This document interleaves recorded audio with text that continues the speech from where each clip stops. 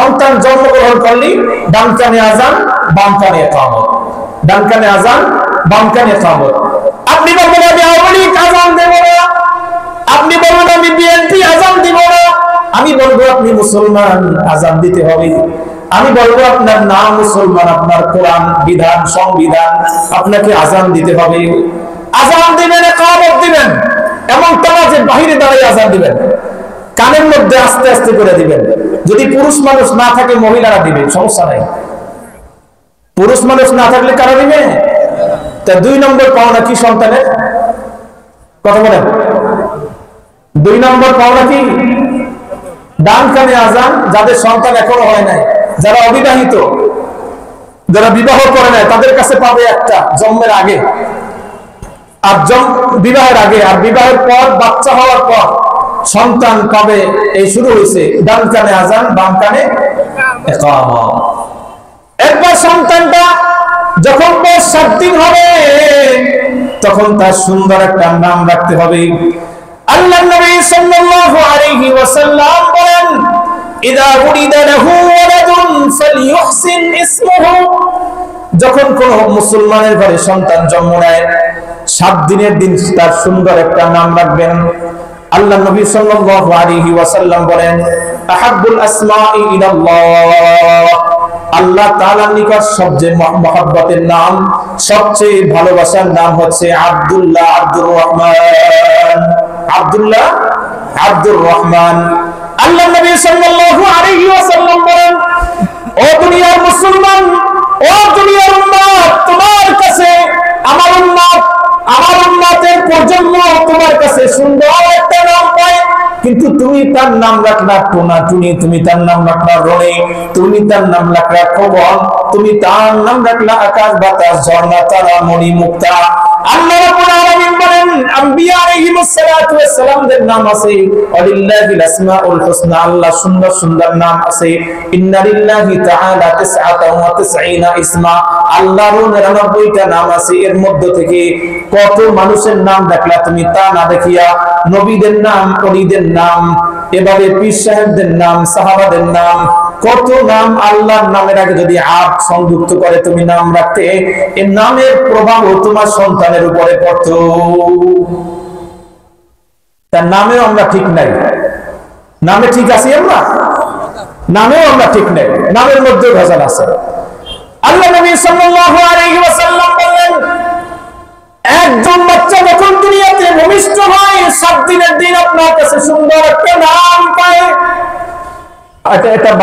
এটা বাবার কর্তব্য, বাবার দায়িত্ব। এবং 7 দিনের দিন তার নামে আকিকা করতে হবে। কি করতে হবে? আকিকা। قال النبي صلى الله عليه وسلم عن الغلام شاتان وعن الجارية شاة। যদি বাচ্চা ছেলে হয় তাহলে 2টা ছাগল, আর বাচ্চা যদি মেয়ে হয় তবে একটা ছাগল। কয়টা? একটা। আল্লাহ নবী সাল্লাল্লাহু আলাইহি ওয়াসাল্লাম বলেন, কুল্লু গুলামিন রাহিনাতুন বিআকিকাতিন, প্রত্যেক বাচ্চা আকিকার অধিকার রাখে, আকিকা দেওয়া উচিত থাকে, তার জন্য তার নামে আকিকা দেওয়া। কিন্তু আমাদের দেশের মধ্যে আকিকা নিয়ে ব্যবসা হয়, আমাদের দেশের মধ্যে আকিকা নিয়ে নজর নেওয়া হয়। এটা ব্যবসা এবং সুন্নাতে খাতনা, এটা ব্যবসায় পরিণত হয়েছে। আল্লাহ নবী সাল্লাল্লাহু আলাইহি ওয়াসাল্লামের সুন্নাতগুলো ব্যবসায় পরিণত হয়েছে। এই ব্যবসা যদি চলতে থাকে সমাজের মধ্যে আবার ওই বজ্জাত জন্ম নিবে, নাস্তিক জন্ম নিবে, বেঈমান জন্ম নিবে। এই সমস্ত কুসংস্কার যতদিন বাদ না দিব, আল্লাহর নবীর খেলাফ চলিয়া কখনো জান্নাতে যাওয়া যাবে না। আল্লাহ নবী সাল্লাল্লাহু আলাইহি ওয়াসাল্লাম বলেন, খেলাফে পয়গম্বর কাছে রাগুজির কি হারগিজ বামুজিল না খাহাদ রসিদ। ও পথিক, তুমি যদি চট্টগ্রামের পথ ধরো তাহলে কখনোই তুমি কুয়াকাটা যেতে পারবে না। তুমি যদি পটুয়াখালী শহরের পথ ধরো কখনোই তুমি ঢাকা যেতে পারবে না। এজন্য রাসূলের অবশ্য আমার মধ্যে, আমার সন্তানের মধ্যে, আমার ব্যক্তি জীবনে, আমার পারিবারিক জীবনে, আমার আন্তর্জাতিক জীবনে, আমার রাষ্ট্রীয় জীবনে যদি আমি বাস্তবায়ন করতে পারি, আগামী বিশ্ব হবে আমাদের, আগামী দেশ হবে ইসলামের। আর যদি আমি নিজেই নিস্তব্ধ করে ফেলি, নিজেই পায়ের নিচে পদদলিত করি, আগামী বিশ্ব আমাদের দিকে আবার চোখ রাঙিয়ে তাকাবে, আবার জালেমের জুলুমের শিকার আমরা হতে পারি। ঠিক না? কি করবেন? আকিকা করবেন। 7 দিনের দিন কি করবেন? আকিকা করবেন। এরপর সন্তান যখন কথা বলতে শিখবে, সর্বপ্রথম সন্তানকে শিখাবেন আল্লাহ। কি শেখাবেন? আল্লাহ। সন্তানকে পরিচয় দিবেন, তোমার রব কিন্তু আল্লাহ। তুমি বলো আল্লাহ। যারা বলবে আল্লাহ, আল্লাহ তাদের জিম্মাদার হয়ে যাবে। সন্তানকে বলবেন আল্লাহ।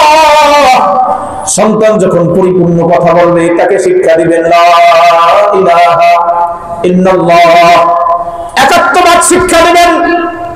প্রভাতী কিন্ডারগার্টেন স্কুলগুলোতে সকালবেলা করে আগে মক্তবে একাত্মবাদের শিক্ষা হইতো।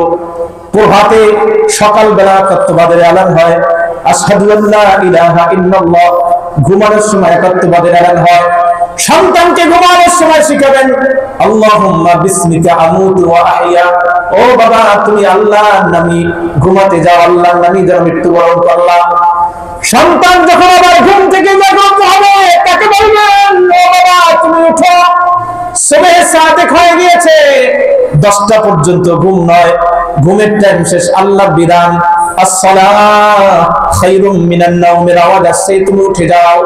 এইবার সন্তানকে উঠাবেন। সন্তান বলবে আলহামদুলিল্লাহ হিল্লাযী আহইয়ানা বা'দা মা আমাতানা ওয়া ইলাইহিন নুশুর।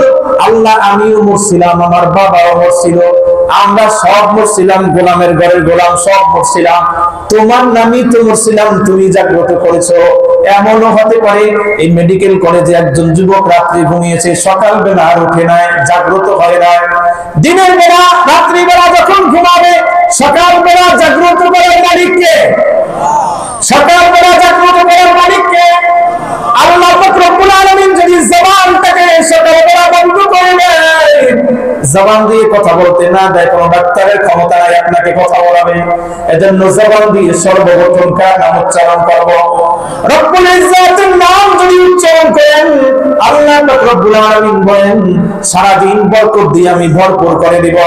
এজন্য বাচ্চাটার বয়স যখন এমন অবস্থা হবে যে সে কথা বলতে পারে, সর্বপ্রথম তাকে আল্লাহ শিক্ষা দিবেন।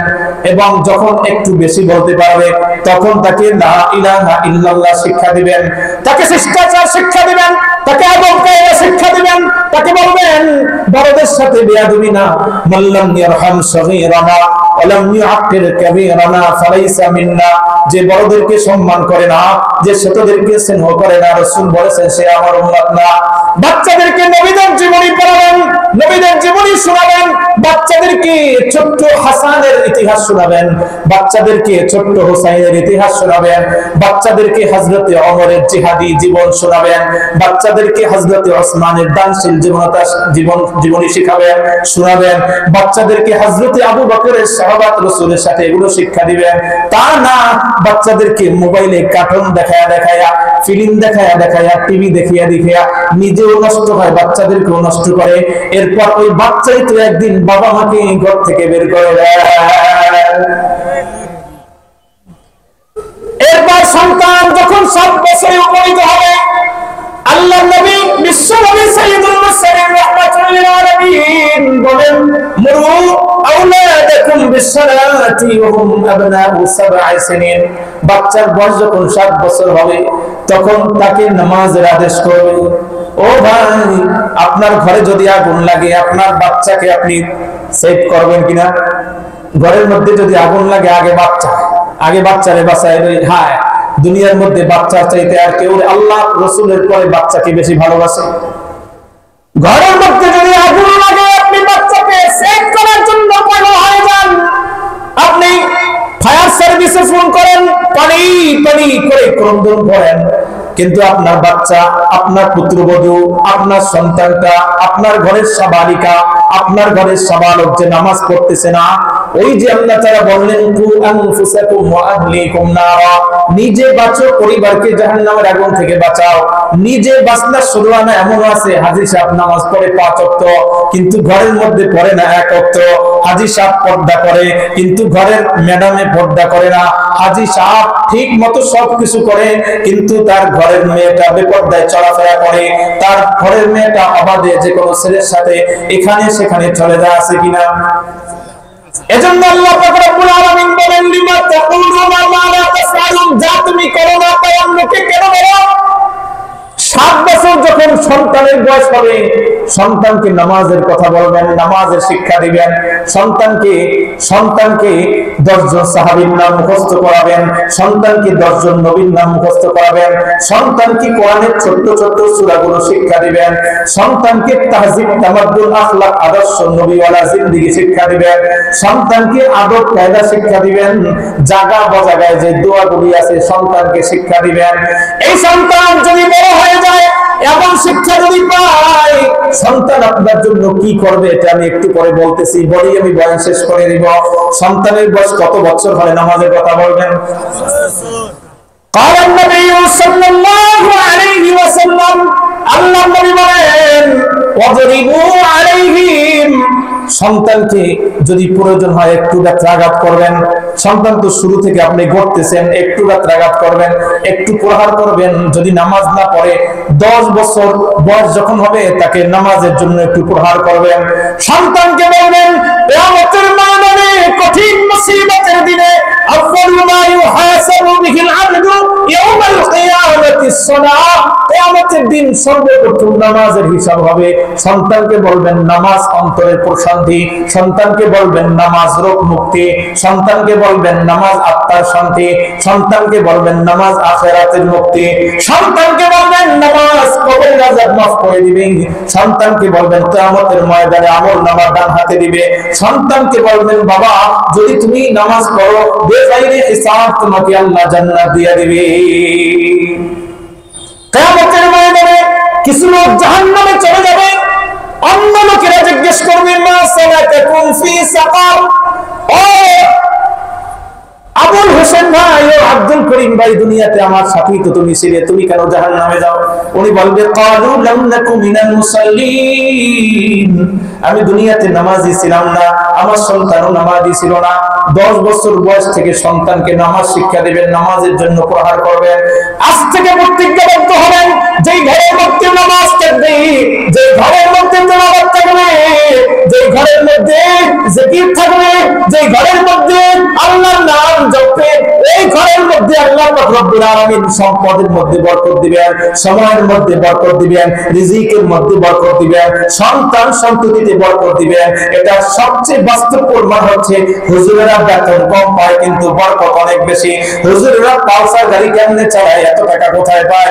আমি পালসার গাড়ি নিয়ে এক জায়গায় গেছি, একটা হুজুর ম্যাজিস্ট্রেট, সে বলতেছে আপনি পালসার গাড়ি চালান।